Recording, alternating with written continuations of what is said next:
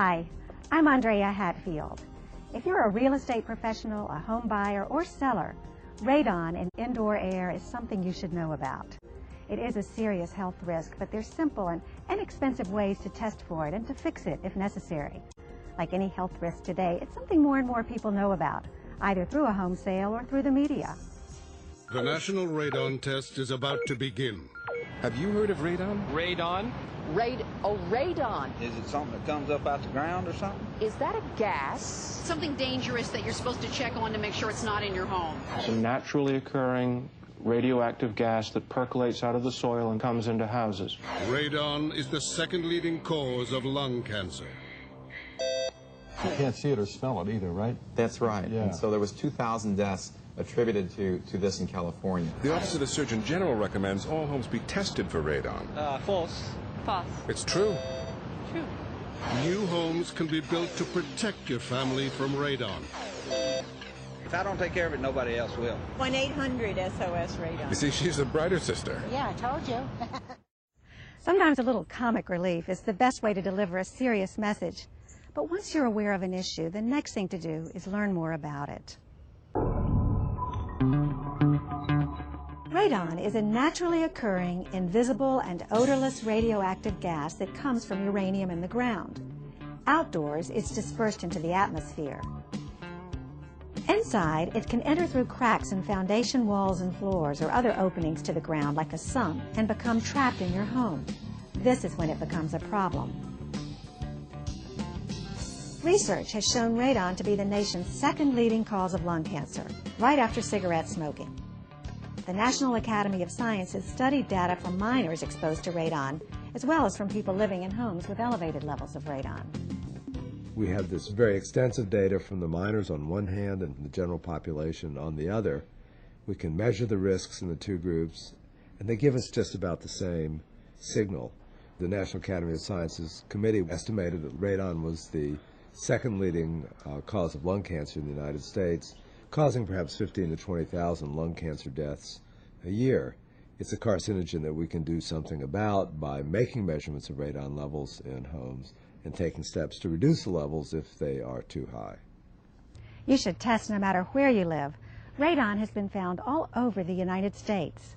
About 1 in 15 homes will have an elevated level. Testing is the only way to find out. There are some parts of the U.S. that have potentially higher levels of indoor radon, such as Zone 1, shown here in red. But there have also been homes with elevated radon levels found all over the country, and levels can vary even between adjoining houses due to the type of construction of a home and its local geology. It's important to remember that any kind of house with a high level of radon can be fixed. It doesn't matter whether it's old or new, large or small, single family or townhouse.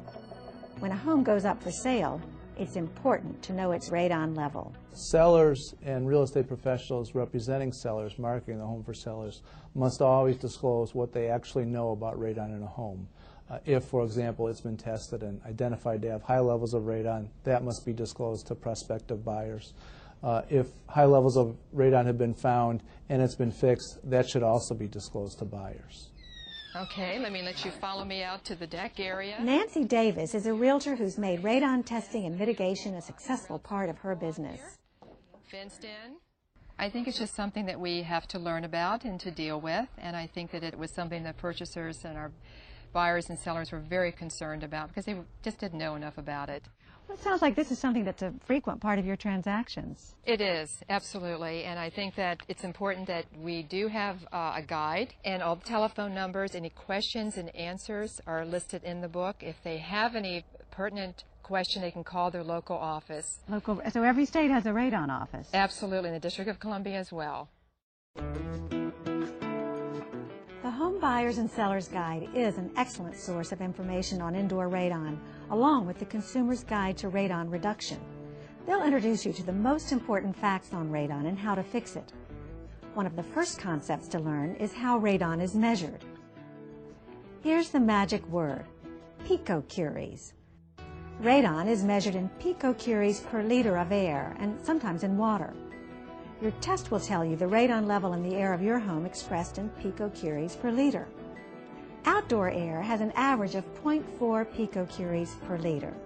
The average level indoors in U.S. homes is 1.3 picocuries per liter. The EPA recommends fixing your home if you find a level of 4 picocuries per liter or higher. You may also want to consider fixing your home if the level is between 2 and 4. If you smoke and have an elevated radon level in your home, you should be especially concerned. Your risk of developing lung cancer can be more than 10 times higher than someone who's never smoked. Okay, now you know the numbers. The next step, how to do the test, or how to get the test done if you're the buyer. You can do it yourself with a test kit like this one for a minimum of 48 hours.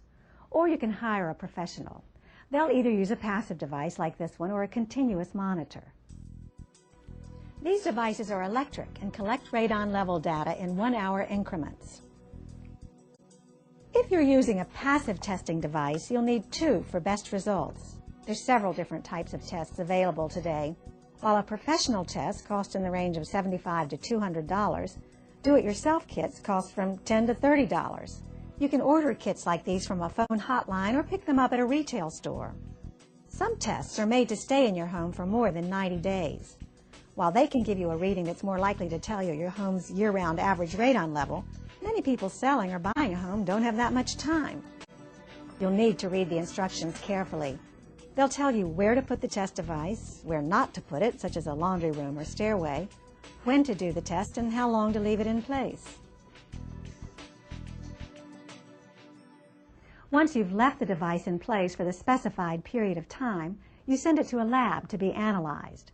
You'll get the results back in anywhere from a few days to up to 2 weeks. But let's say the seller hasn't tested their home and the buyer makes a test part of the contract offer.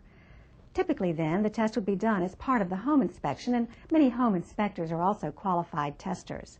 Check with your state radon office to get a list of qualified inspectors in your area. Today we're going to be doing a passive radon test. Bob Graham has been doing radon testing as part of his business for over 10 years. It's become quite typical to do a radon test as part of the sales process today, and generally the buyer negotiates that when he signs the real estate sales contract. The test that I do takes 48 hours in place. It's a short-term passive test, and it costs $140. Home inspectors can also check existing radon mitigation systems to make sure they're working. Graham says he often runs across misconceptions about radon. Radon is an invisible gas, and there's no way to tell whether it has radon without actually testing the house. It has nothing to do with being an old house, a new house, having a basement, not having a basement. You just simply have to test. So whether you're the seller who's done the test yourself or the buyer who's hired a professional, what you end up with is the same: a test report showing the level of radon in your home. Now remember, the EPA strongly recommends fixing if the level is 4 picocuries per liter or higher. So let's say you found an elevated radon level. Now what? Well, basically, we get our estimates. We get the radon experts to come in, and they will give us a range of price, and they'll tell us where they think the equipment should be located and installed. Well, let's talk numbers, Nancy. Could you give us a range for the cost of repairs? Anywhere from about $650 to $2,000, and that's pretty much across the country and across the board. When you think about the cost of the home itself and the cost of any major home repair these days, it sounds reasonable. The cost is not that expensive. We could be dealing with maybe replacing some windows. It's much less than replacing or repairs on a roof. And it's also important when the sellers are relocating to their new home, they're going to want a test done on their home. And the buyers are going to want to feel safe and comfortable in the home that they've purchased. Let's say you are fixing an elevated radon level. You can call your state radon office for a list of qualified radon contractors. Then you'll want to check references and get more than one estimate. As we mentioned earlier, many builders are already including radon-resistant features in new homes. More than 40% in the red zone 1 regions and about 20% of all new single-family homes being built nationwide. The features include making the foundation radon resistant. Builders are also installing passive vent piping at the time of construction. Then when the house is finished, you do a radon test to see if you need to add a fan to the system to actively vent radon from the ground. It's cheaper to upgrade the system if you have it roughed in at the time of construction. Paul Jenneman is a contractor who installs radon mitigation systems. Any house that's in direct contact with the earth can have radon. Old houses, new houses.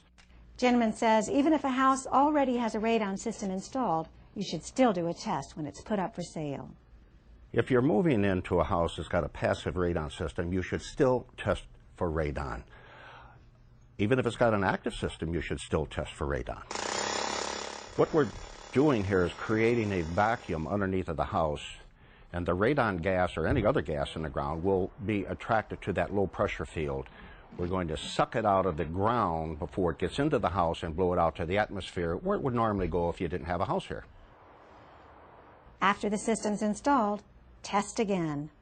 You should always test a house after a radon mitigation system has been put in to assess the operation of the system. Make sure that the radon is an acceptable level. While more and more new homes are being built with radon-resistant features, what's perhaps more important are the millions of existing homes already out there. Environmental attorney Paul Locke has advised thousands of real estate professionals on their responsibility in disclosing radon information. His advice?